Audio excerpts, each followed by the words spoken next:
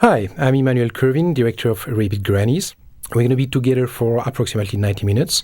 I'm going to give you my comments on my film, not really scene by scene because some scenes doesn't deserve it. Here is my best friend, Robert Dubois, who is playing a dirty priest, really crooked-minded. He's my partner in crime for like 20 years of different things in the movie-making process. Before I really start with Rabid Grannies, we're going to have all the time to do that. I would like give you a little personal message. Nobody paid me to say that, and it's really totally personal. But since I'm director of horror movies and pretty gory at that, I really feel a responsibility to say this. Let me start with a little story. Several years ago, I went to see Natural Born Killer, great movie by Oliver Stone, and in the theater, I saw his father with his 5-year-old boy. And this kid was crying his butt off, asking his father to go out of the theater. And the father was just saying, he's almost done. Even after 2 minutes, the movie was started. Yeah, right.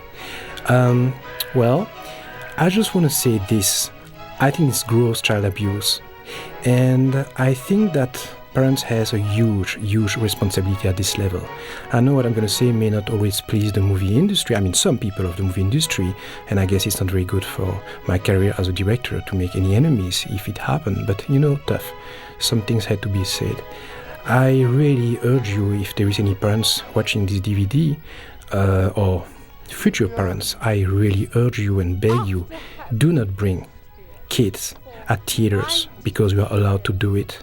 And let them see material which is not appropriate for them, like Rabid Grannies or other film. I repeat, I don't try to be, I would say, politically correct.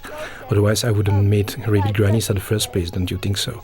But really, this is a very important issue. There is a law to protect child abuse when it comes to sex or violence. I think emotional and mental abuse is as bad. And as far as I know, I may be wrong, but as far as I know, there is no law to protect kids for that. So it's up to you guys. Just think about that. I just want to say that. Thanks. Well, I don't think it was very much because, we're still in the opening credit. And basically we see the two old grandmothers here, who are two old aristocrat ladies, who are preparing their birthday.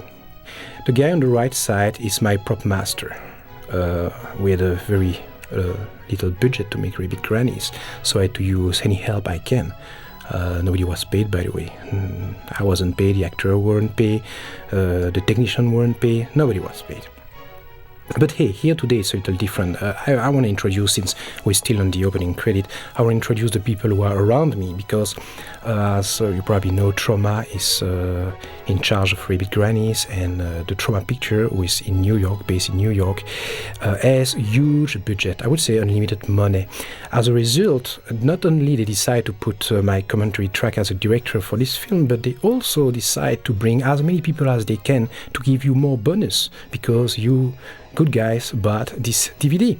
So I have on my left side the screenwriter of Rabid Grannies with me also, Emmanuel Kervin. Hi Emmanuel, how are you doing? I'm doing very good. And on the right side, the guy who gave his voice for the special effects sound, the scream of the monster, an extremely talented, we cannot call that Foley, it's something between Foley and actor. It's difficult to explain. You'll see when you hear the scream of the monster, it's pretty brilliant. And he's with me also. Let me introduce him to you, Emmanuel Kervin. Hi Emmanuel, how are you doing? I'm doing very good, thank you. So three of us, we're going to start right now to comment this film. Guys, I'm going to ask you just one thing, and I think it's important. It's more difficult to comment the track for a DVD when there is 3 people instead of 1. So everybody want to cut other people around and go for their own comments. It's ego stuff, what can I say? So I would like to ask you to be, to be correct here and not talk all at the same time. And let's try to make it very smooth, like I'm the only one who is talking here. Okay? Okay, so here we go. This scene is very interesting, or at least I think so, and I dare you to say otherwise. This woman actually died a little bit after Rabid Grannies. That is not a subject of joke, by the way. She was a big star in Belgium, a TV star, Paul Herman. I don't think she died because of Rabid Grannies or my directing. Actually, I don't remember. It was so many years ago. This young lady here, it's pretty interesting also. She ended up being not only this character, which is this little waitress, or however you call that in English. Sorry for my bad accent and my limitation of vocabulary, by the way. I'm much better in French, as you can feel. This girl became my first assistant director after a week of shooting. That was a tough one because, we had many problems on the shooting. I'm going to talk to you about that. And she just ended up helping me. And the priest you're going to see, my friend I talked to you about, was ended up being my second assistant director, concretely. Now let's talk about this kitchen. Look at this background, those walls, freshly painted, all that. Looks like nothing to you. Why would you care? You saw that in so many movies. You saw even better. But you have to realize that Rabid Grannies was shot for approximately $150,000. Okay, we shot the entire movie in a castle. There is no shooting in studio. There is nothing. Everything is really in the castle. This kitchen was not existing. It was the former kitchen of the castle in the basement. Like most of the kitchen in castles in Europe, they are in basement. But that was more like a jail in Alcatraz 20 years after it was abandoned. You have no idea. The set designer was obliged to do the job like in 5 days. He had to repaint the wall, do everything. It was just a nightmare, especially for this budget. Now what's happening exactly in Rabid Grannies? Who are those people? Well, I don't want to do like most of directors do when the commentary tracks is coming into DVD. They are telling you scene by scene what's happening in the scene. For God's sake, if you want to know what's happening in the scene, shut off my voice and just watch the movie and listen, and you'll find out. Or you can do that after. It's even better, so you can have the pleasure to continue to listen to me. So, I will not tell you scene by scene what's happening in Rabid Grannies. But I will give you a general feeling and tell you what happened to us more than to the characters, and the shocking and traumatizing experience that was the shooting of Rabid Grannies, especially for me. But fun anyway. Okay, here, those two people are members of this family, and they are coming for the birthday of those two ladies. Those two ladies, those two old women you saw at the beginning, once a year, are organizing a big dinner in the castle, and they invite their entire family. This guy here, this big guy, is president of a company who is manufacturing condoms. And he married because of his money, as you can imagine, not because of his Brad Pitt look-alike. He married this young girl who naturally married him for his good look and certainly not for his money. You can figure it out by yourself. You're going to see other characters. All this family, they are a bunch of scumbags. They all come at his birthday once a year for a weekend, a little bit in an Agatha Christie type of situation, with only one idea. The day those two old women die, and as soon as possible, they may become the only person who inherit of the entire fortune. Naturally, in order to obtain this, what they try is to do the worst thing to each other to make the other look as bad as possible in the eye of the old ladies and make themselves look as good as they can. And naturally, it's very often untasteful the way they go for it. Now, the first half of the movie purposely was not horror. I really want to set up what I just described to you, but here is the problem. I was not speaking one word of English 10 years ago. I know what you're going to say. It's not very different today, but hey, I like to believe it's a little better. I was not speaking a word of English, so what I did basically, I wrote my screenplay in French. We found the investors, and the producers say, let's go for it. I say, look, I should write a second draft, the screenplay is the first draft. See, we have to move on now. We have to move on with the investor, and the screenplay is fine, let's go for it. I say, okay, fine. The problem is all those actors are Belgian actors, and you speak either Flemish, which is like Dutch, or French in Belgium. And most of those actors, I would say almost all of them, didn't speak one word of English. But I want them to speak in English and make this movie in English for a very simple reason. I want to sell the movie in America. Now, how do you sell a movie in America when you come from a country like Belgium, who basically has almost no tradition of movie making? There is some exception like Toto the Hero and Farinelli, a fabulous movie, but that certainly was not the same level 15 years ago or 10 years ago, at least that's my opinion. And when you are from this small country, what do you do to sell your film, especially to America? Well, first, you don't shoot it in French or Flemish, you shoot it in English. But those people doesn't speak English. Now what do? Plus, they were not paid, and so we end up translating my dialogues in English. The person to the right of the screen actually is the person who made the translation for us. Unfortunately, he's not a professional, or he was not a professional dialoguist at the time. So he did the best he can with almost no notice, just several days to do it. The actors had all the dialogues in English like 3 or 4 days, 2 days before the shooting. That was just a mess. And the dialogues, probably, I would say, many people told me it lost a lot of power in English because of the adaptation from my French dialogues. And that's a pretty common fact. But here it was really hurting, I believe, the first part of the film. Because if the dialogue are not acid and cool and fun, and I would say hysteric, like they were originally, everybody's waiting for the gore and for the action. So that's a little bit a problem of structure, I feel, in Rabid Grannies. But hey, nobody's perfect. Okay, now, this guy here is the playboy of the family. He's cynical, good looking. I mean, matter of opinion, but I think he's good looking. It's okay, I guess. And that's the whole single of the family, completely stuck. And he's coming here with the intention to throw her on the side with her little engine. And we didn't have the money to pay for a stunt, naturally, so she did it. But look at her. Does she look like a stunt woman to you? No, she doesn't. And you're right, she's not. And we were kind of nervous because the car came very close to her. And she just had to fall the right way and, not go to the hospital. For God's sake, I have a movie to do here. What do you think?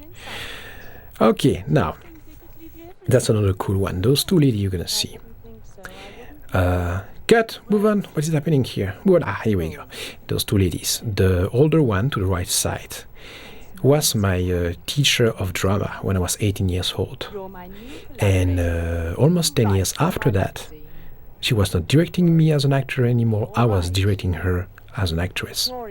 Kind of a cool reverse. The girl to the side, passenger seat, is supposed to be, she was not a professional actress, and we were very lucky to find her at the last minute.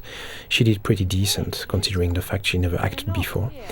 And this girl is supposed to be a model who is with the older woman, because the older woman is a fashion madame, I would say, and she's a lesbian.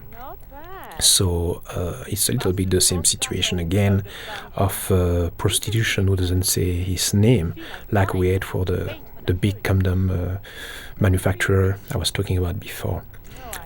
We just see a lot of people who are basically just, doing what they have to do to make it in life the way they want to make it, and who doesn't care more. Here is the castle. That's the entire place where we shot the entire movie for 6 weeks. Now you're going to see that, okay, look at that, those are antiques. All the stuff you're going to see in the castle, like you see now, this tapestry, all that, they are real. Most of the movie you see, even a Spielberg film, did he make period movie? Yeah, I did. Anyway, most of the time, it's set decor, it's not real, it's copy. Those things here in this castle, and what you're about to see, the old furnitures, all the painting, they are real from 17th, 18th, and 19th century. It could be at the Getty Museum. You're going to say, well, who cares? Well, I think it gives a special energy and a special atmosphere to the film, especially when you know it. Also, that there, as I said before, I believe there is no set, fake set like studio. Everything you're going to see in this film, it's a real castle existing.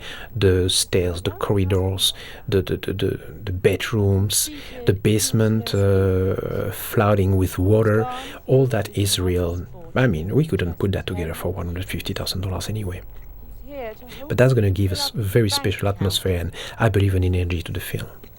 So, okay, here is the castle. I'm going to tell you later why I'm talking about that, but the owner of the castle at the time was, and I guess it still is, someone who has, how to say that in English, like a brewery. He has a brewery. He's making beer. Very good at that. And I want you to know that because I'm going to have a funny story to tell you a little later. That wasn't so funny for me at the time, but I'm sure you're going to like it.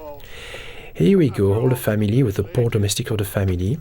He's one of the rare one who didn't have his voice dubbed after. As I said, those actors didn't speak English, so they were talking in English, because we need a perfect lip looping for the voice. Lipping, the move of the lips had to be perfect. But after I had to dub everybody. I mean, I cannot have 15 people or 20 people speaking with a French accent like I do. It wouldn't make any sense. So my idea was clear. I'm going to make them speak in English. And when I'm done doing that, I'm going to go to a studio, find some English professional actors. We cannot make them believe it's American. I mean, obviously it was shot in Europe. And I'm going to make those people dub all the actor. And naturally, the result was okay, but so-and-so. It probably gave me the opportunity to sell the film in America. But also it weakened the acting, because those people, you don't hear the real voice of the real actors. And the actors who dubbed it were not professional actors. We couldn't find professional actors, especially like 12 or 15 or 20 speaking English actors in Belgium. Well, then you go in London, and we don't have the money for that. So we had to use a bunch of actors who were getting together like once a week for the fun of it. They were amateurs, they were not professional. So some are doing good, some are doing less good, and certainly you lose a connection in the energy of the acting. I was saying that to come back to the domestic. It's one of the rare ones, I think only two ones actually, who use their real voice for the film. Why? Because he's a Balkanic actor. I don't remember if it was from Romania or something like that. And he has this accent from there. And I just felt like, let's make it a spoof and make him look almost like the domestic of Frankenstein. I mean, I didn't make him limp, you know. I try to stay sober. I don't succeed very well at that. You're going to see that a little further in Rabid Grannies, but anyway. So here, everybody still arrived. The priest in the background is arriving. This playboy coming here to hit on the girl, supposedly the girl who is lesbian. The guy who invested the money in the film, the most investor of this film, told me, the guy was not from the movie business. He never did that before. And he told me, look, I'm putting the money into your film, but I have one condition. In order to sell this film, I want to see boobies. I say, excuse me? I say, yeah. If I want to sell this film, I need to see boobies. Otherwise, I don't put the money for your film. I say, what are you talking about? There is a lot of movies without boobies, and they do a lot of money. Peter Pan didn't have boobies, and he made a lot of money. What the hell are you talking about? And the guy say, look, I want at least start to negotiate with me. That was horrible. I want one boobie. I say, and half of a tit. No, one boobie. I say, 3/4 of a tit. No, one. Okay, you're going to have your boobie. Give me my money. I want to make my film. So we end up with this scene, where you're going to see, actually, I start to get generous, and I give him 2 boobies.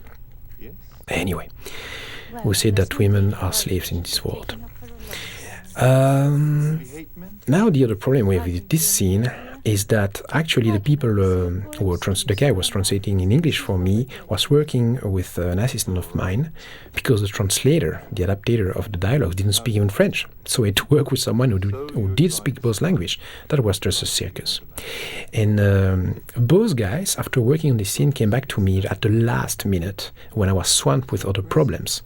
Because believe me, as a director, you have to do everything yourself when you make a movie for this budget. And they came to me and they said, look, this scene, there is problem in adaptation, in dialogues, it's too long, and this and that. We have to make it just tighter. So we take care about that. Just let us do, please, just this one. I say, okay, I trust you guys. And they probably did the best they could. But here is the result. And I think it's kind of weird. This guy come, he start to be an asshole. The girl is mad at him, she slap him. The guy say 2 lines, the girl is not mad at him anymore, and she get undressed. Yeah, right. What can I say? And I cannot even take off the scene of the editing. Know why? Because otherwise my investor put this money away, and I'm in trouble. Okay, now those people arrive for the purpose of this weekend, this birthday dinner. And with my friend Robert Dubois, who actually, more than 10 years after Rabid Grannies, is starring in my new film, Bloodstream. I'm finishing to edit right now. I'm going to go to do the sound probably in Germany pretty soon, like in July. And he's starring role in a type of character like Hannibal Lecter, like Anthony Hopkins' character in Silence of the Lambs, same style of character. He did an absolutely incredible job. It's also a very disturbing movie, Bloodstream, but not in the same style as Rabid Grannies. Rabid Grannies actually just turned out to be really a spoof of horror film. And by the way, I have to tell you about that was not my intention in the first place. I wanted to make the most horrific movie ever made. Now, the person who made the special effect was a young kid, 18 years old, from France, who did all the special effect with his brother. His name, special effect master, was Sébastien Fernandez. And I asked them for the monsters when the ladies change of appearance. I asked them to give me a look really, really strange. I want them to have teeth like a monkey, long teeth like some monkeys has, no hair, a head bigger on the top like an hydrocephal, with few hair, white hair like someone who was under heavy chemotherapy.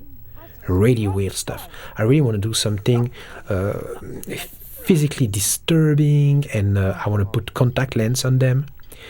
Well, the story is that we had a lot of briefings about that and other special effects, like several weeks before the shooting. They came from France to work with me. And unfortunately, after I had to let them be on their own because I was too busy to prepare the film, and they were in Brussels preparing the stuff, and I was out of Brussels, the capital of Belgium, where the castle was, like at 1 hour driving from there. So I didn't have much control of what they were doing, but at the same time, they had very, very clear demands from me. And when we arrived when they came into the castle, when it was time to shoot, the first thing I found out is that it took some, I would say, creative freedom, way beyond what was the original idea. And they end up with something beautiful, understand me. I'm not mad at the guy. It was incredible what he did. But more like the type of a facial mask you see in a movie like the bad guy in Legend, the movie of Ridley Scott. So that was actually much more sophisticated than what I asked them at the first time. But also that I believe that was not very scary, especially with all the stuff we came with in the movie industry, the horror movie making. So I was kind of wondering what I'm going to do at this point here to make this movie scary. And slowly during the shooting, I decided to change completely the orientation of the movie and make it really a joke and a spoof. So I start to ask the actors to more overact in some case, and that's how we end up with a new concept here. Okay, I like very much this scene actually. The kid is bothering the priest, and the priest want as corporal punishment beat his hand with a fork. And when the old lady asks, "What are you doing? What are you doing?" "Oh, I just tried to show this child how to use properly a fork. He's so cute." Okay, here in the kitchen we can see what's happening. The despising feelings, the feeling of despising of the domestic, who are probably much higher than their masters because they know them so well and they know that they suck. What's happening here basically is someone ring the bell at the gate of the park, and the main kitchen woman is asking the little one there to go open. She doesn't like to do it because it's dark outside. So she's basically, emotionally abusing her a little bit, saying that she's stupid, and what does she think she's going to meet there? The devil? Well, actually, we're not so far from that, but who knows it yet? Who knows it yet? Not wet, what I'm saying. Good! Okay, look at this castle. That was not easy to lit the front of the castle because we had almost no lighting equipment because of our budget. Also, this movie was shot in December and January. Look, there is no leaves on the trees, you see that? I tell you that because I'm going to come back on the dress of the actors after. And you're going to see what they went through, by the way. Now look at this woman. Isn't she amazing? Look at her face. If I would have been Roman Polanski, I would have cast her for some role in Rosemary's Baby. She has a bone structure kind of amazing. And look at her eyes. She don't even have contact lens. That's the way she is when she wake up the morning and when she go to sleep the evening. But I'm glad I'm not her husband. Okay, so I was talking about the dress. Look at the dress of those girls. We didn't have money, once more. I insist. And as a result, we had for $200 to take all the package we can, all the dresses we can have. And the result of that is that we could find only summer dress and nothing else. Now those girls were obliged to shoot this film with those summer dress. Look at the branches of the trees in the background. You see, it's really winter. And winter in Belgium, it is something between, I would say, in New York and Alaska. A little more like New York, but you know, it's very cold. And they were with those winter dress the entire time outside. But in the castle, it was not even better, because the castle didn't have any system to be warmed up. Do you know how much it costs to keep warm a castle? And nobody was living there anyway. It was just, you know, the owner of the castle just kept it. Look at that. How do you want to warm up all that? So everybody was freezing dead. Look at her, this lady with what she wears. It looks pretty European, exotic European look, but that was terrible. At least she's kind of fat, so I guess she was kind of protected. But the other cute babes you see in the film, they are not fat, and I can tell you, they were dying. Each time we were stopping the camera, they were jumping to try to go close to an electric heater. We had one or two of those, but that was kind of crowded around it. Okay, here we have the newly brought wife of the condom guy, who is getting drunk.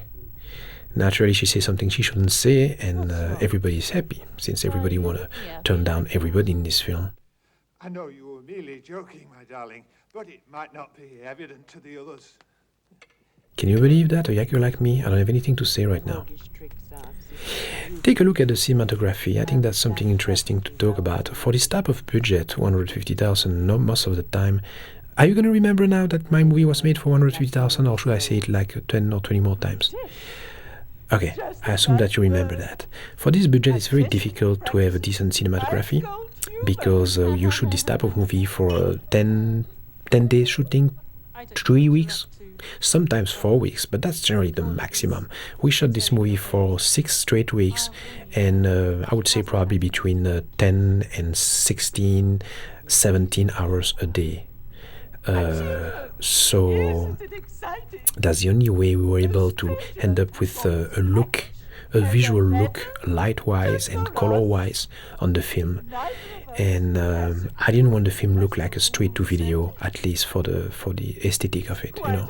And it's very difficult, because if there is something who slow you down as a director and slow down the shooting, is the preparation of the lighting. That just always kill you. The perfect person who can talk to you about that, and the way to avoid that, is probably director Roberto Rodriguez with his El Mariachi, who knew how to avoid that. Smart guy. I wasn't so smart, but at the same time I just went to a different option here. And I think we really have like warm colors, and look, the lighting, you really feel like you have the light of the candles, slightly orange. And I'm really glad we were able to do that, but it just took us a lot of time. And look at the fireplace. There is no fire, naturally. Talking about lighting, this flame effect is just a light in the fireplace, and my DP was just playing with his fingers on front of the light. Okay, end of the dinner, end of the bitching between all the people. As I said, I don't want to start to explain to you what's happening at each scene. You're going to see the movie, that's why you bought it, I guess. So you will not need me to tell you what you can find out by yourself. I should just say here that she's getting more drunk, and also that they are opening the presents at the end of the meal, of the dinner. This woman to the left, this old lady, was not a professional actress. That was tough. I couldn't find a second old lady, retired actress like the one on the right, who is a professional. So this woman accepted to do it. She didn't have a clue of how to act. She didn't know what to do. And naturally she became, during the shooting of this scene, very emotional, because she felt like all those professional actors around at the table were looking at her, watching her, judging her. And one or twice, I remember, during the shooting, and we just had to rush, because we had so few time to shoot. She just burst in tears, saying, "I cannot do it. I'm so sorry. I'm wasting the time of everybody here. I want to go back home to my husband." And I was there, oh my God, oh my God. If this woman leave, if she just go nuts, we are in big trouble. So I was like, "No, baby, no, baby. You are beautiful. This is gorgeous. It's perfect. Forget Meryl Streep. You are the real thing. Please, let's doing it again. You are perfect." "You think so?" "No, I can feel you. Look at me." "No, no, no, no, no. Come on. Just sit down. Just relax. Think about something else. Just be confident. You can do it." So, "You think so?" "Yes, I think so." And then we went on and on. This kind of scene happened like one or twice with her, and well, we end up doing the scene, and the damn scene is in the reel now, and well, it's okay. And plus, she was dubbed, so that's kind of dragging a little bit here. A lot. But I think we went through it. Now you see a different energy here. The actors, I mean, those like Robert, they are professional actors, they know what they are doing, and they keep a different level of energy. This girl is a Belgian actress who left Brussels to go try her luck in Paris, which is probably one of the center of the movie business in Europe. Nothing to do with Hollywood, naturally, but pretty good for European criteria. Basically, the reason why those people now are fighting is because there is this mysterious package this weird woman, brought at the gate, who is actually a present from a member of the family. That's what the guy is explaining to the girl now. And this package, it's this wood box, sculpted wood box, and there is a letter from this member of the family.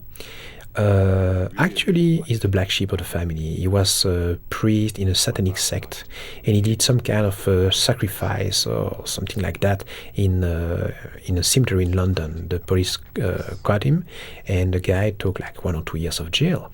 And since he was member of a very old aristocratic family in Belgium, in London, what happened is, it was a scandal through the press, the newspaper, and naturally all the family rejected him completely. And here we go. Never mind he's in jail. Never mind those old ladies who are naturally very Christian. You can imagine they don't like a guy who is doing satanic rite in a cemetery. So they didn't want to see him either. And now he asked for forgiveness. He sent this nice little present. Oh, gorgeous, this little wood box. Actually, I don't think it's very gorgeous, but this is the only wood box we could find as a props. So we had to go with this one. And this little letter saying, "I'm so sorry, I know I went through a wrong way and I cannot apologize enough. I know I'm not part of this birthday, I'm not part of this family anymore, so I just had a lot of time to think in jail about what I did, and I hope one day, dear aunties, you're going to be able to forgive me." Naturally, yes, and those two ladies who are pretty naive and not very smart, they think it's just charming, and the family get nuts. No, this guy is a monster, what you're talking about, he cannot come back. Naturally, they are scared, they don't want a new competitor in the family for the inheritance, Now, since the box is open, looks like something is going wrong here. Slowly, there is a storm coming outside. We hear the noise of the storm. This girl, this actress, was also a singer, a professional singer, so I used her to sing this little song for the ladies at the end of the meal. And while they are listening the stupid little song stuff, there is this smoke coming out of the box going into the glass. And actually, this smoke is this member of the family cursed this little box, and there is evil spirits in the smoke going into the glass of those ladies.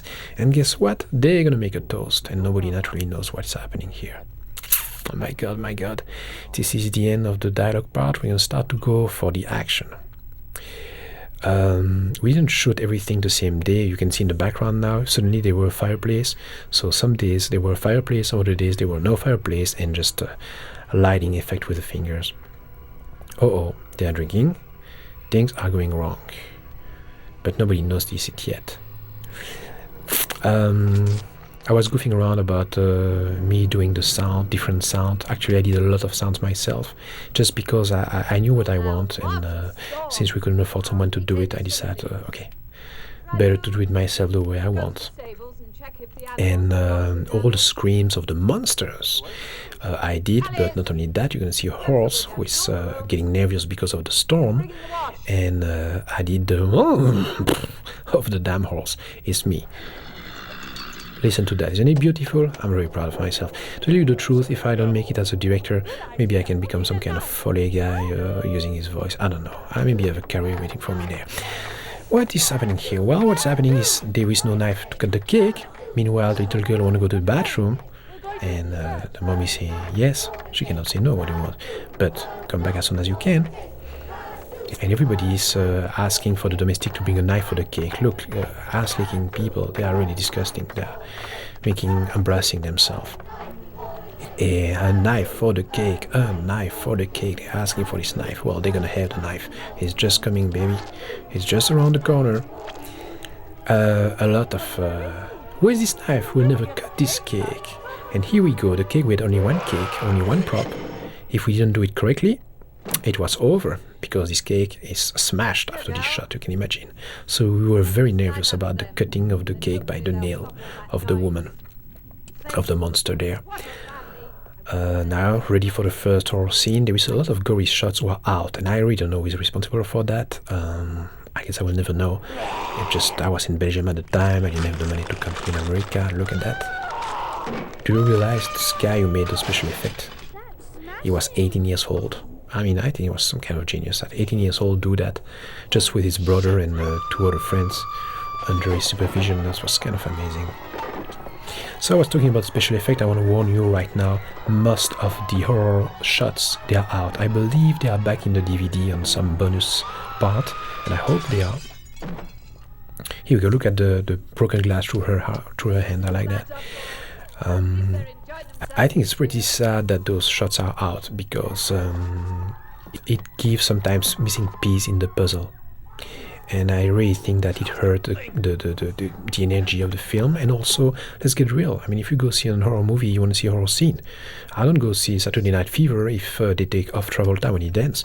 See what I mean? I mean, let's get serious here. There is a problem. But anyway, I really cannot blame anybody, especially because I don't know what happened, and it looks like nobody is able to say what happened and why. So I was talking about a mask before. You saw a face. I mean, it's really well done. It took probably like 4 to 6 hours each day to put this mask on the monsters. And the special effect guy warned me as a director. He said, look, as a director, you have to move fast when you shoot those scenes with those monsters, because it's going to start to melt and the glue will start to burn the skin or something like that. I don't exactly remember. After approximately like 5 hours of wearing the mask. So you have to stop then. So that was really a restriction, pretty bad. It was very difficult to deal with this problem. The masks were made in several pieces. It's not like an Halloween mask you buy somewhere and you just put on your head. I mean, it was like 5 or 6 pieces, facial pieces, put separately on the cheek, on the forehead, on the neck, on the top of the head, on the skull, and so on. And after that, they were just paint in a way that you couldn't see the separation between those pieces. As a result, the monsters were able to really give facial expressions with the mouth, with the eyes, with everything. So that was really a tough thing for the actors. They really went into a lot of trouble. By the way, the 2 grannies who become monster, the monsters are not performed by the grannies. You can imagine that I couldn't impose this type of special effect makeup torture to those 2 old ladies. They would just die before the end of the film, which is totally unacceptable humanly, but most of all in order to finish the film. Yes, I am a human being, I know, don't say it. Okay, here is my friend Robert again. That's what is fun, and hopefully funny in the film also. Those people in panic, they left in all the different directions in the castle. Some are in the basement, some are in the corridors, in bedrooms like here, some in salon living. And in the fashion of, I don't know, Tower Inferno or The Adventure of the Poseidon and this type of film, we start to see how people really behave when their life is threatened. and everybody try to save their own butt, and they become sometimes worse than animals.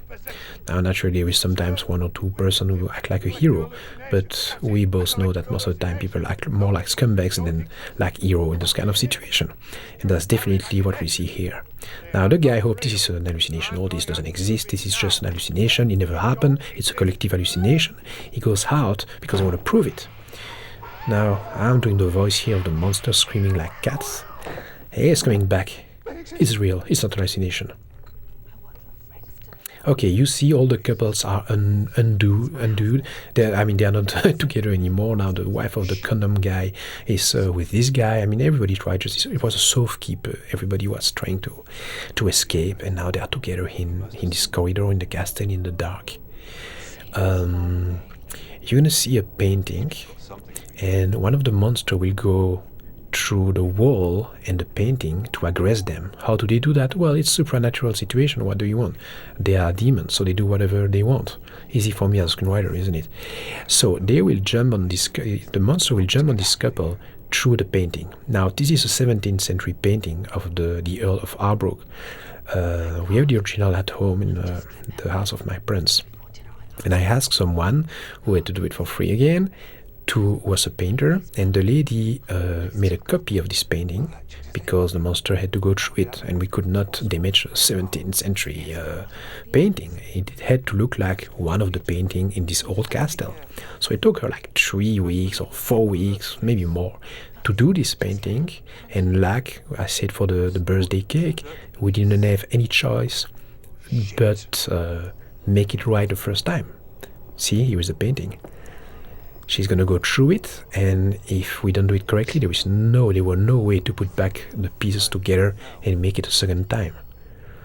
So look, because it's very fast, she's going to go through it to jump at them and fall on the ground. Actually, ow, baff, that's over, that's it, no more painting.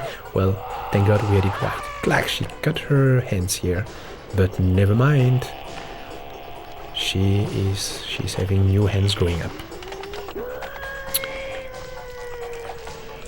Now, by the way, it's a fake wall behind the painting. You can see that with your DVD remote control. So you can see if you stop the frame, it's a fake wall and there is nothing. So I had to cut very short at the editing. That's one of the basement of the castle, and it was flooded for approximately 1 year. You can imagine how dirty was the water, full of germs. And the transition doesn't work because we have a missing shot. We don't see them run out of the castle. It's pretty bad, but when you make a movie so fast like this with so few money, things like that happen. One of the monster is running after them under the water, and you see the hand. And I think this is one of the rare special effects who totally suck. And I know that you agree with me. It was pretty funny because in order to make it right, I wanted to do it again and go myself, because this hand was on a piece of wood. That's why it's moving like that. I want to go back into the water myself with a diving mask and just put the hand on me, because nobody want to go in this dirty water. But I was this type of fanatic director who would just do anything to make his movie right. And naturally the producer didn't want that, because they say, look, you're gonna just catch typhus or something with this water. There's no way. So we had to not do it. Here is the monster hanging behind the jeep and managing to go inside. It's pretty interesting here, because we had a major problem to shoot this scene. Those fake hands, they are very fragile, especially with the long nails. So it was very difficult to do all this action. This is one of my favorite scenes, actually. I think it worked. There is the right energy here in this scene. It was kind of tough to pull her in. We had to put a long plank of wood on her stomach to not hurt her to do that.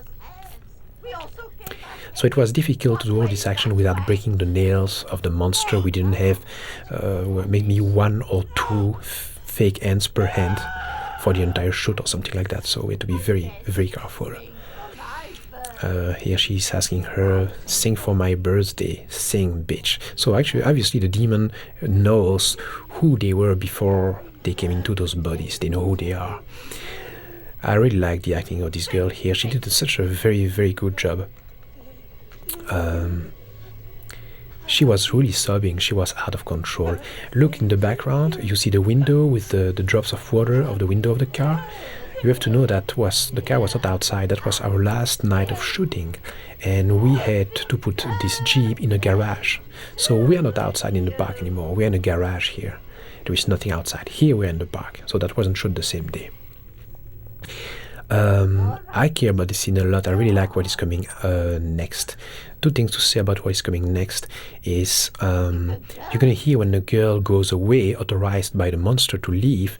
She's walking and limping to go to the gate and leave the place. And you hear this kind of satanic priest type of prayer to the devil. With a very strange voice. This is my voice also, who was manipulated by computer, and also the words I'm saying are coming from a book of secret sciences, like a magic book, it's kind of middle-aged stuff. So they are real words used by sorcerers back at the Middle Age. What you hear, Adonai, Per Adonai, Elohim Adonai. I'm not a satanic myself, actually. I'm a Catholic and I go to church the Sunday, believe that or not. But I felt like it would be more cool. Look at that, I really love this. That was very difficult and dangerous to shoot. Look at the actress, she's really on the Jeep and she really goes to the gate. Now, how did we do that? Okay, this scene doesn't need so much comments, so I would like to talk a little more about the death of this girl on the gate. What we did, I decided, okay, we're gonna drive with a girl attached on the front of the Jeep, and we're gonna drive at 5 miles an hour. And I asked my DP to shoot the film high speed, so it looks like it's driving like 50 miles an hour. Now, the problem is, naturally 5 miles an hour is much better than 50 miles for the safety of the girl. But still, that was kind of dangerous. So first thing, since she knew me for a very long time already, she said, look, I don't want the guy who will drive to drive. I want the director to do it because I know Emmanuel. I want him to do it. Otherwise, I'm not doing this. The catch was just to come as close as possible to the gate, like 2-3 inches, and then brake and make sure the car is completely stopped when the face is about to touch the gate. We are not talking about a rubber gate here. It was heavy metal. So anyway, so we did that, and once more she had, like the other girl who you see here, she had those very, thin summer dress, and she was dying cold, attached on the front of this Jeep forever, with 1 or 2 small little electric heater who didn't work correctly, and at the same time who almost set her dress in fire because it was a synthetic type of fabric, the dress. So 1 or twice she almost got into fire. It was kind of bad. So I drove and I ended up at 2 inches from the gate, and she didn't die, and she's still alive and happy. So that's the story for the gate. That was really a tough one. Okay. What's happening here basically is this couple was fighting because the husband doesn't want to go out, is scared, and the wife want to go to find her daughter. Remember, she wanted to go to the restroom, and when she goes out of the restroom, surprise, nobody's there anymore. Everybody's gone. She doesn't know what's happening, and she's calling her mother, and now she hears the voice of one of her grandmothers, one of the grannies, who call her. Look at this effect you just saw. It's called a trance draft. Basically, to give this effect, you move the camera on a traveling forward toward the girl, and at the same time you are opening the zoom back, so you have approaching and going away effect at the same time. Look at the set design here. I really care about this set design. All those old toys you see, they are real antiques from the 19th century. They are not fake. They are priceless. And I want to show that it was the kids' room of this old lady in the castle. That's what she's saying to the kid. So we worked on the lighting and some smoke to try to make it right. You can see that the monster are able to come back with a human appearance. Saying that, you can see that the eyes, there's something wrong definitely happening, and the kid is asking what's happening, where are mommy and daddy, who are playing hide and seek in the castle, sweetie. And what do you do here? Well, I'm looking for them, and I find them. And now you're next. She doesn't say that, but we can understand that's what's happening. That was absolutely interesting to work with those two kids. They were totally nothing to do with. I was talking about this little warning message I wanted to do at the beginning of the film about not impose anything to kids who is not appropriate for them. In this case, I would say it was very different. You can say, yeah, right, it's different because it's your film. Give me a break here. Well, no, it was different because it was not watching a movie finished with the sound edited. First, this kid, she was already like 8 or 9 years old. And I mean, they were seeing us preparing everything. The parents were there, talking with them. They saw that the special effect was painting for the blood. I mean, you just take a total distance, even as a child, when it's made this way. The distance you certainly don't take once more when you are 5 years old and you see a natural-born killer in a theater. I guess you can see the difference. So anyway, they were really cool and they loved this entire part. I mean, that was kind of funny. Now look at this shot. That's another point. We didn't have time to do the more than one shot. So I had to do one shot for everything. So I had to compose my image and put my actors in a way that we can put this entire scene in one place only.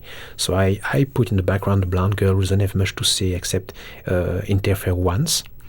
And that was all. So we have to see her very clearly because she interfered during the conversation, and naturally in the foreground I put the two actors who were really the main duel, I would say, the main fight. So I put him in foreground, and the priest is much less important. He's listening, but he's not saying anything. So I put him in the background. I even asked him to scratch his nose because he's bored. You're going to see that if you rewind. Now the woman want to go out to go see her daughter, and the priest doesn't want to hear about that. Because if we open the door, who knows? Those monsters can come after them. So he's just saying, look, this is not the maternal instinct of an hysteric who should put my life in jeopardy. We're going to stay here and we're going to pray. Now, I have to say mea culpa here. And we have really a missing shot. And I think it's my fault as a director. You know, it was my first film. And here we go. She's threatening him. If he's not moving away, then she can leave. And we don't clearly see what she's having in her hands. It's a little knife to cut envelopes. And I think we should have definitely an extreme close-up of her hand grabbing this little piece of weapon, whatever you want to call that. And we don't. And that bothers me. But what can I say? It's done, it's done. So... Get out of my way. I'm coming with you. Now we see a little better knife, thank God.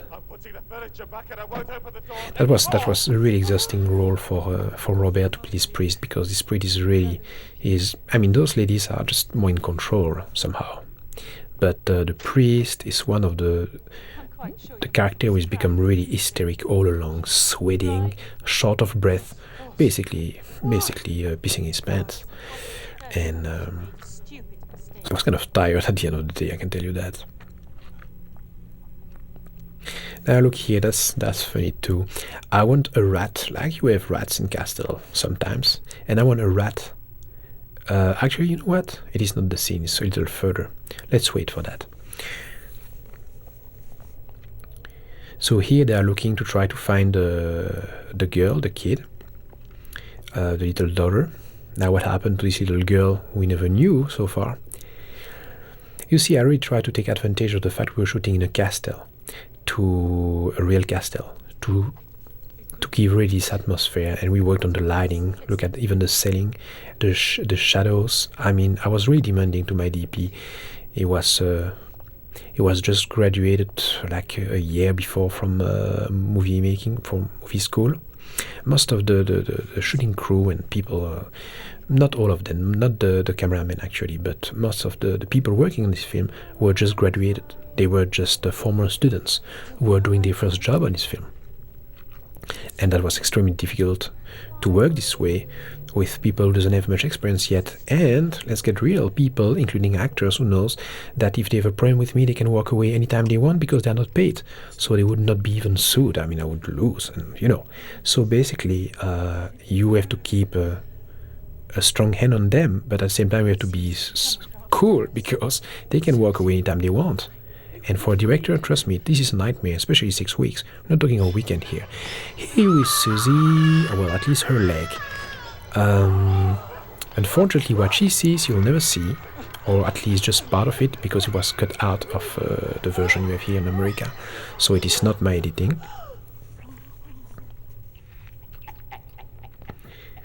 Normally you see in the long shot, you see the dog of the family eating the other leg.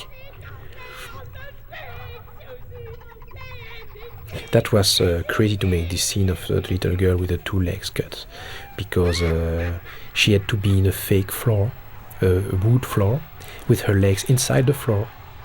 So it looks like she's sit down, but she's not. She's standing up with the floor around her at the level of the hips. And we put 2 fake cut legs at the top of the tile, with the blood spreading, leaking.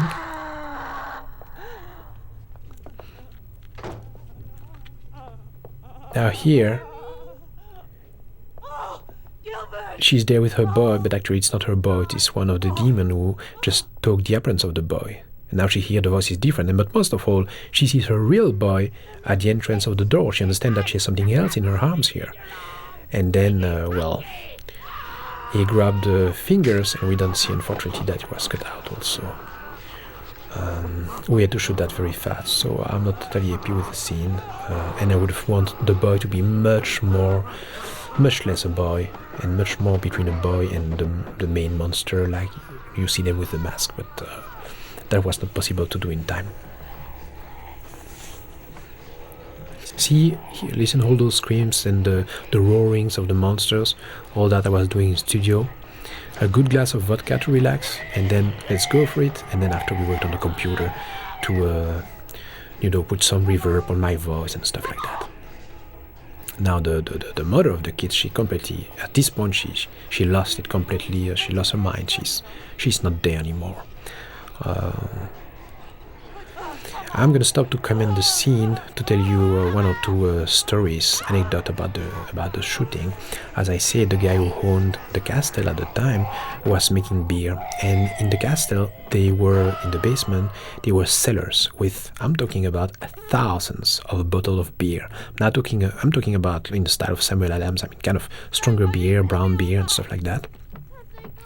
And after the first day of shooting, one of the producers came to me and said, "Look, Emmanuel, don't you think we should give a little break to the crew? They worked very well. They are a little nervous because, such an ambitious film for no money, and everybody's scared, and I would like them to relax a little bit. Maybe we should do something." I say, "Well, do you have access to the cellar?" I say, "Yeah, I have the key." "You have the key? You have the right to open the damn cellar?" "Yes, I do." "Okay, so let's go for it." That was probably a mistake. The day of shooting was over, thank God, but we had a bunch of people working on the film who just arrived and into this cellar and drank those beers, who are really, much stronger than you can imagine. That's strong like whiskey, I would imagine. And goodness, do I have to explain what's next? No, I don't think so. Well, one of the members of the crew was so out that he was limping in the park, throwing empty bottles at the window of the castle. That was bad. And much more. I'm not allowed to say what. Okay, so that was one thing. I can tell you after that, we locked the gate of the cellar. They were heavy gates, and we locked them so nobody never ever again went into this cellar. That was too bad. We shot this scene in it's supposed to be the chapel of the castle, but actually it is not. It's a little church completely out of the castle. And I don't know how the producers obtained this church, but I would assume that the priest or the monks of the monastery, I don't exactly know, but the religious people in charge didn't realize to who they were giving this inside of this church for a night of shoot. I don't think they were realizing not only it's a horror movie, but it's a demonic movie in the style of I don't know, Evil Dead or something like that. And thank God they didn't show up to check, and I feel very good about that. And now we're not in the church anymore, we're in the castle again, so it's 2 different locations. Movie magic, what can I say? See, that was something that's very difficult for this monster to move with this mask. I mean, it was so fragile. They were breaking all the time. Like she pierced her eye. At least something was not cut off. Gory wise, it's not very gory, but I mean, you know what I mean. What I'm going to do? I am going out. Now here we have the father of the two kids who start to feel bad about himself. It's about time, because all those kids, those two kids and his wife are somewhere in the castle, and he stayed here, just in case, to open the door, or whatever. And well, he start to make some kind of basic philosophical statement about life and about qualities, and he start to take it on the priest, actually, who is like him, but who has nothing to do with what the guy did, and basically they are bitching here. So I'm going out to find my family.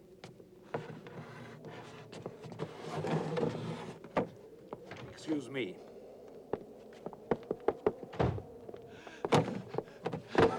Okay, the priest back in action.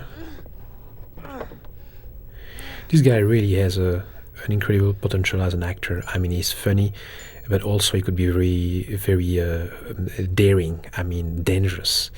It really shows a lot in his character of a serial killer in Bloodstream, the new film I'm finishing now. I was talking to you before.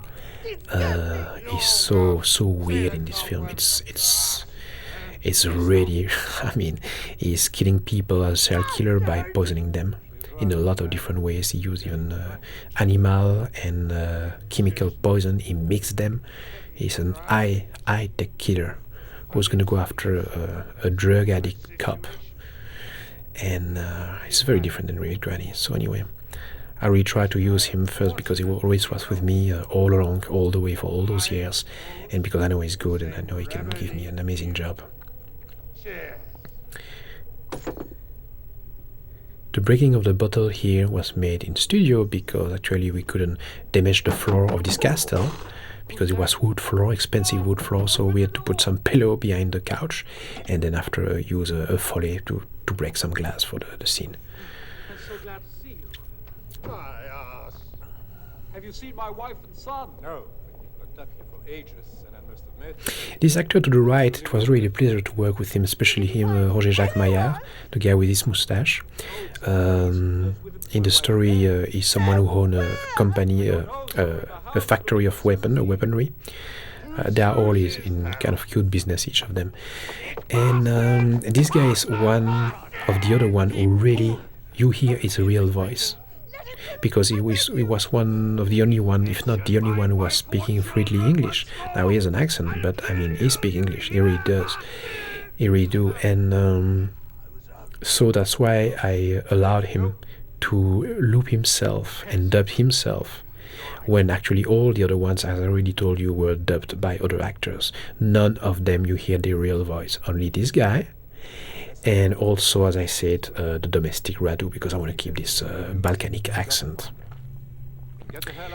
For the little story, by the way, for you it doesn't mean anything because you are Americans, and it's no big deal, but for him and for us in this business in Belgium, I mean, there is no movie business in Belgium. I mean, there's a little movie community, but almost nothing. A movie like Rabid Grannies is, I would say, it doesn't matter if you like it or not, it's unique to be able to do that.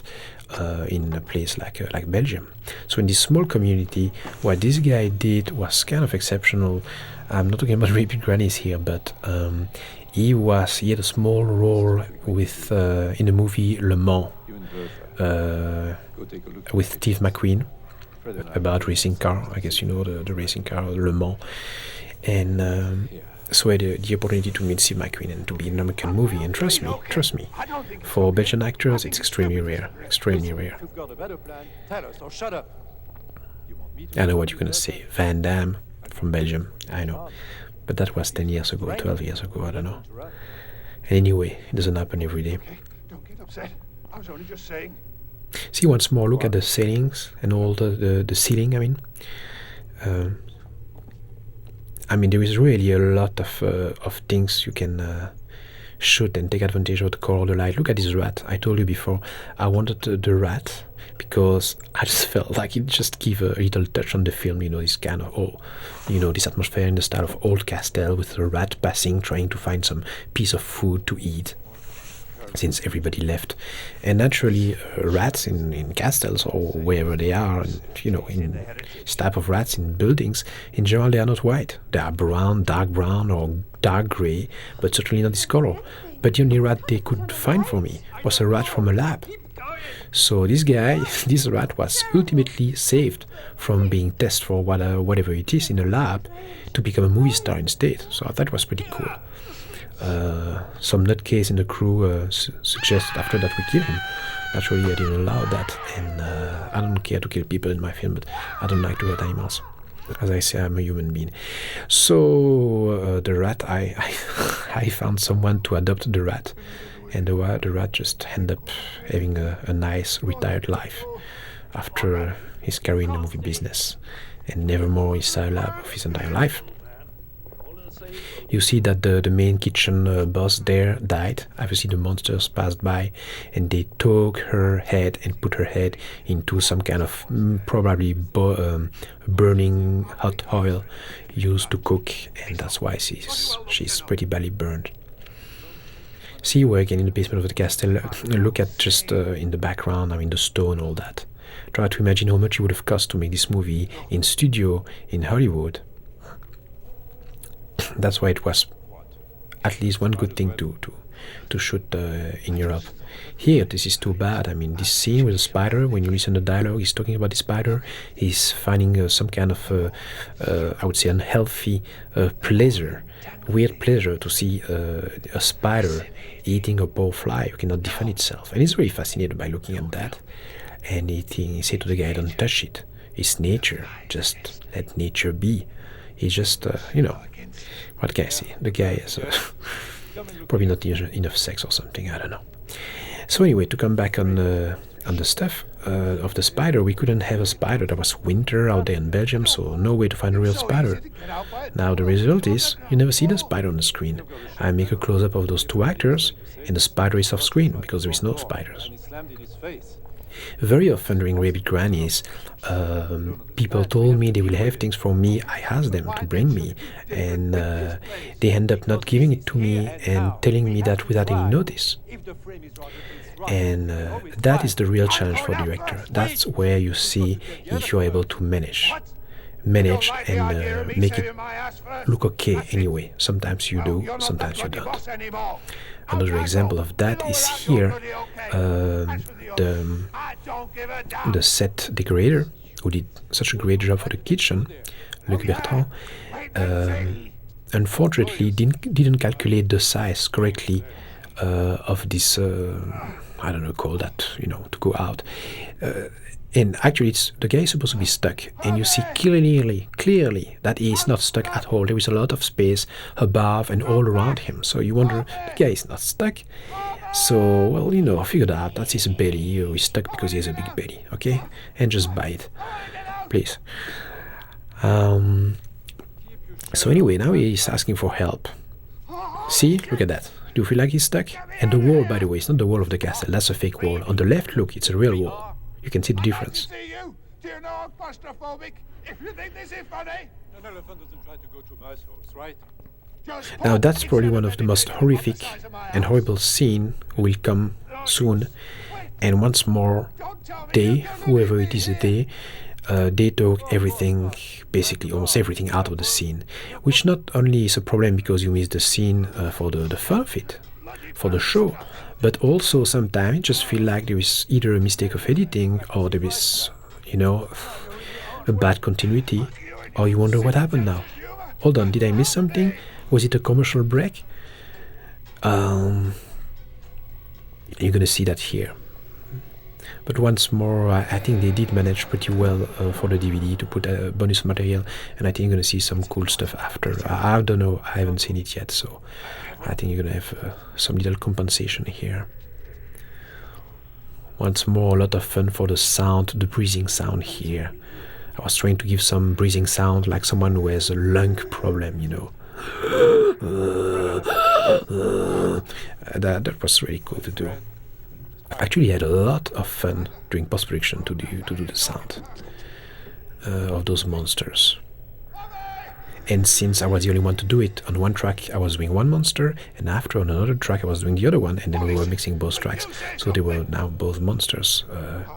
See, with a nail she cut the pants, and she bite the guy, and now they're gonna start to eat his entire legs, okay, and rip off his legs. That's why the guy threw up, because he witnessed that, but it's out. Now it's strange, why the guy is dead here now, look, he's dead. Why is he dead? Because she bite him once, that's all? So you see what I mean when I say it's kind of things so are disturbing. It's too goddamn much. Do you hear me?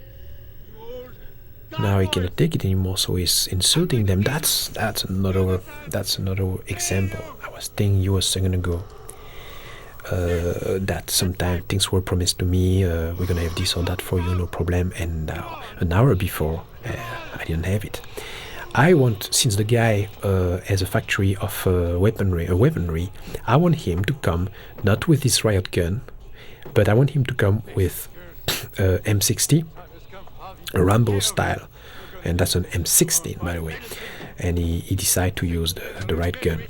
And in the screenplay, the guy come with a Rambo style of machine gun, with like a necklace of bullets around him like Rambo, and he's shooting at the monster. And I was supposed to have that, they say no problem. Then they end up saying you're gonna have an M16 instead, but no problem, it shoot. Then almost at the last minute we found out that the M16 was a fake one, we cannot use it. So we end up with this riot gun instead, what you see here. I guess you call that a riot gun in English, I guess I'm right, I hope so. Shotgun. Okay. The technician with my technical advisor here for the props is telling me that you say a shotgun. Thanks, man. So I mentioned his name, Andrew. That's the least I could do now because he helped me. He's doing a wonderful job. That's because of him you're gonna have a decent sound and you may understand what I say in English, regardless of my accent. Thanks, Andrew. Okay, so he beat up the woman. Her stomach is completely open because of all the shotgun, but doesn't do any difference. She's still laughing on the bottom. So we put a fake stomach here with a lot of guts falling, but you don't see that either, it's out. Now the other one, you know, they are tricky little bitches, look at them. The other one decided to put an armor, I don't say that in English. Andrew, how to say that in English? Armor, thank you, Andrew. And she just wanted to tease the guy, so she put an armor. And look at the sparkles. The sparkles is this kind of things you use at New Year's Eve, you know, you put the fire at that. And we just put that under the level of the camera, and it feels like it's the impact of the bullets. Once more, all the gory there is cut, and that's probably one of the most spectacular scenes of the film and of any horror film. She take her stick and she put it into the groin of the guy, the genitals, and she lift the guy up above her head. And you see the guy with both legs cut and one arm cut on the pal, like that, screaming his butt off. You're going to probably find that in the bonus material on the DVD. Now what's happening, the way we did that, actually I put together the concept. I asked my actor, we tied with belt his feet, he bent his knees and feet against his butt. So it looks like he didn't have his two legs were cut at the level of the knee. And since you shoot that with the camera really facing him, you cannot even see that the legs are not cut, but they are just hiding behind the thighs. And that's what we did for the legs. And also to keep him on this stick above the head of the monster, we put him on some kind of string. He was hanging like that. You can imagine how uncomfortable the position was on this string, on this rope. He's still like that, like for 2 hours hanging with this rope, because the special effect guy had to put together all the prostheses, the fake wounds, the fake part where the knees were cut, and inject blood going out of that, and just all the mechanical stuff and the tubes for the blood and all that. It was falling all the time. Well, it took like 2 hours. The guy was half dead when we were done with that. And look at him. I mean, not talking about a 20-year-old guy here, you know. So it was really professional. There is nothing else to say. So can you imagine how much I would like to see that back into the editing, but check on the bonus once more. I like this one. CD1. She is just throwing her lever for him to fall. And you know what the actor wants for this shot of him when he's dead in the window? You will not believe this. He came to me between two shots with, a Balkanic accent. He say, "Emmanuel, I have this great idea for the film. For my death." I say, yes, Sebastian. What do you want?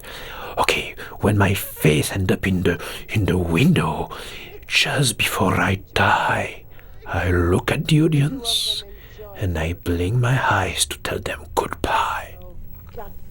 Okay. "No, Sebastian, we cannot do that. But that would be so intense." I say, "No, Sebastian, it's going to be ridiculous. I mean, you are with your face into a window with broken pieces of glass in your neck, in your throat. You don't feel like saying bye-bye to the audience. I mean, give me a break here." Well, Sebastian felt so bad about my refusal as a director that 2 hours after, I have the director coming laughing his butt off and telling me, "You know what, Emmanuel? Sebastian came to me and he said, 'Look, the director doesn't want that. Could you talk to him? Because I think it would be so cool if I could say goodbye to the audience.'" I tell you, sometimes you wonder why you won't direct movies. Okay, now this one is pretty good too. Since we didn't need the M16 anymore because it didn't shoot really, I decided to use it for this scene. And those two ladies here are really playing with the nerves and the emotions of the priest. One say, "We're going to kill you and we're going to horribly torture you before you die." And the other one say, "No, I like you. I always did like you, Percival," is the name of the priest. "And I want you to have an opportunity to not suffer before you die. So here with the weapon, just kill yourself and you will have a fast death." Naturally, he's a Catholic priest and he's not supposed to kill himself. He's supposed to go, to never see heaven if he does that. I mean, at least in the Catholic tradition for centuries, that was the idea. Still not too much appreciated anyway in the Catholic Church. People kill themselves, as you probably know. So one is pushing him to kill himself, and the other one is pushing him to go through the torture and accept what's going to happen to him in order to save his soul. And the poor guy is really stuck between his belief and the desire to not suffer hell. So they are really, they are bad little girls here. Ladies, come on. What do you do to him? Look at him. Look at him. Oh, no, no, no, no, no, no, no. He has to take a decision. What would you do if you really believe you're going to go in hell if you kill yourself, but at the same time you really don't feel like having a lot of unpleasant stuff happening to you? What would you personally do? Ask yourself. Huh? And what do you think he's going to do? By the way, they cut off this other shot. You're going to see in 1 second. He's going to take a decision. We're almost there.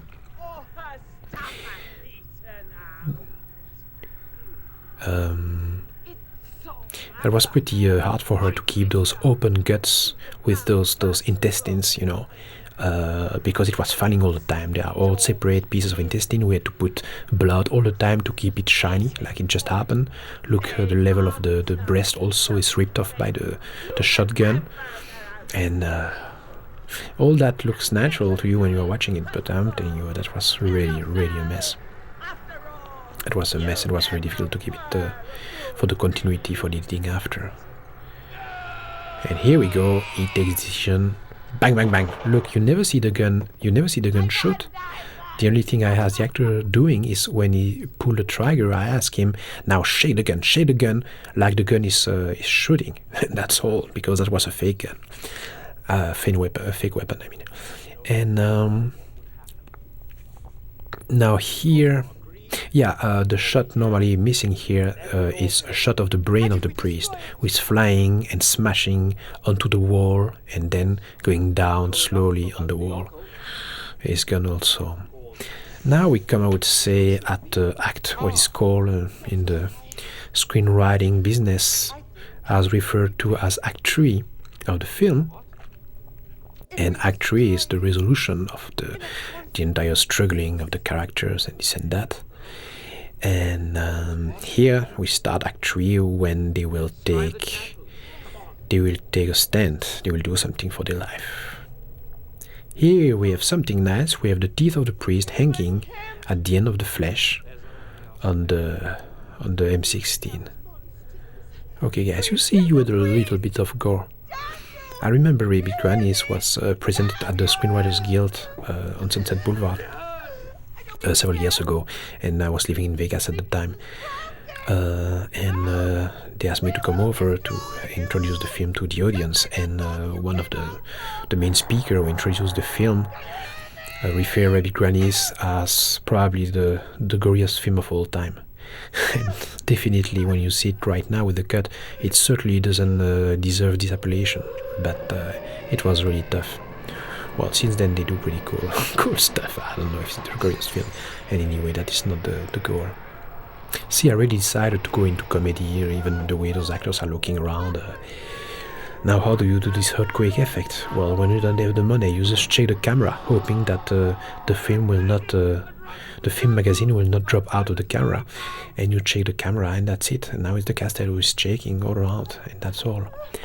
Now, what's gonna happen is very difficult, special effect. First, I let you see, and after I tell you how we did that. Here we go, she broke his spine. Now the guy, actually the feet of the guy is another person. It's a fake floor with probably like 6 feet tall, and the guy with the legs is on his stomach on the floor, and the top of his body is inside the floor. Now the actor, his legs, the real legs, are inside the floor, and he sit down on the butt of the actor who gave his legs. I don't know if you follow me. As a result, when the monster takes his face and push him backward, the only thing the actor had to do is just let himself go, like he's gonna lay down on his back to end up with his head between his 2 feet, his 2 shoes. So that's how he broke his spine. Actually, when I was writing the screenplay, I was looking, to figure out how I'm gonna make those special effects before I was putting them in the movie, since I knew I will have like no budget. That was the only way to do it. So, for example, for the spine, I thought it would be cool if he break his spine. And I thought, okay, do I write this in or not? Wait, hold on. How am I going to do that here? I mean, I didn't have any special effect guy to help me for that at the time. It was way before this French guy came into the boat, so I had to do it my own way. Now here, they figured out that if they break this little box, where come the bad souls, the demons, basically the evil spirit, if they break the origin of those spirits, which is the box, maybe it's gonna stop the curse. And as a matter of fact, more they hit and they break the whole single, break the box, more the monsters are going into suffering, and looks like they are going out of the game here. For this scene, the special effect, they inject hair under the mask. That's why the mask is moving like that. It's a common practice in horror movies in Hollywood, but it is not a very common practice for such a low-budget movie. And that was kind of a big luxury to do that for our film. Now she said that's enough. Now there is something, I don't know if you noticed that, but there is a lot of smoke coming out of this box the old single just broke. And she was kind of breathing pretty heavily, this smoke. Wondering if it's not bad for the health. But you'll find out that very soon at the end of the film. Okay, first time and only time you can see the castle daylight. You realize that the entire film basically happened, almost the entire film happened during one night. Yeah, you see the castle at sunset when they arrive at the beginning, that's all. Now the guy here with his glasses will be a cop, police inspector. Actually, he's the one with the main investor. The main investor of the money for the film. I'm really glad he did that because that was courageous from him. And the guy was walking in white there with the girl in white. Well, that's me. Well, I thought you may be happy to know that. What do you mean you don't care?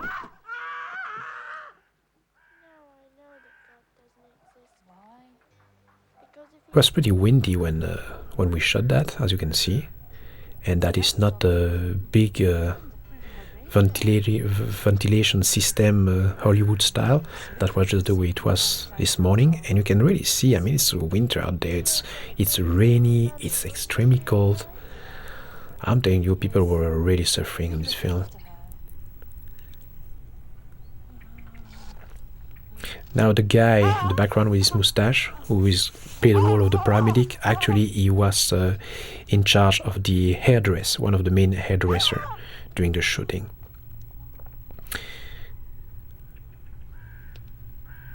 If you want to, you can stay with me for a while. It was funny. I was talking about the two kids were really wonderful, especially during the scenes of special effect. I really have to emphasize that, but they were not traumatized at all. They were totally able to take a very big distance on what was happening because of the presence of the parents, for one thing, because of the fact they saw how we were doing the stuff and the special effect, and they never saw the film when it was done. They never saw the film entirely finished, because that's where you start to lose perspective, and it could be traumatizing, I think, for young kids. So they just suck, and it was kind of for them like getting ready for Halloween. And it was funny because the little girl was showing to little boy, look, my fake cut legs here, isn't it cool? And the kid was coming, the boy, saying, wait, this is nothing. Take a look at my teeth when I rip off the fingers of my mommy.